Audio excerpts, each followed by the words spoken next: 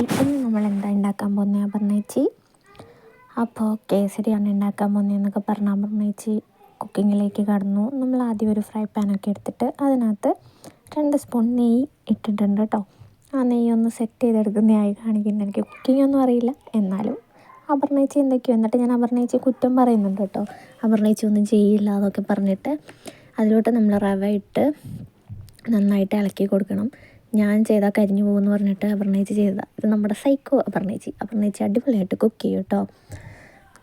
അപർണേച്ചിയുടെ cooking സൂപ്പറാണ്. കാനഡയിൽ വന്നിട്ട് എനിക്ക് ആദ്യമായി ഫുഡ് തന്നത് എൻ്റെ അപർണേച്ചിയാണ്.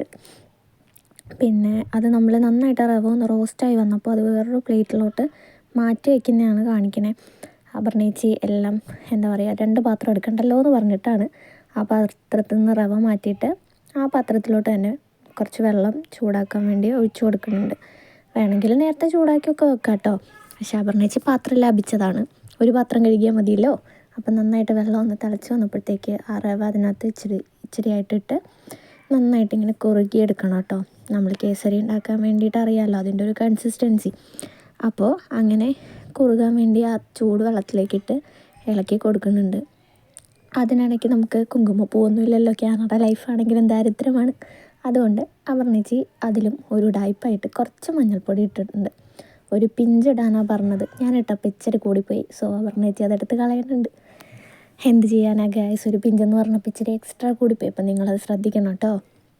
ആ ഒരു പിഞ്ച് മഞ്ഞൾപ്പൊടി ഇട്ടതിന് ശേഷം ഒന്ന് ഇളക്കി കൊടുക്കുക. പക്ഷെ അതിന് ശേഷം പഞ്ചസാര വേണം കേട്ടോ.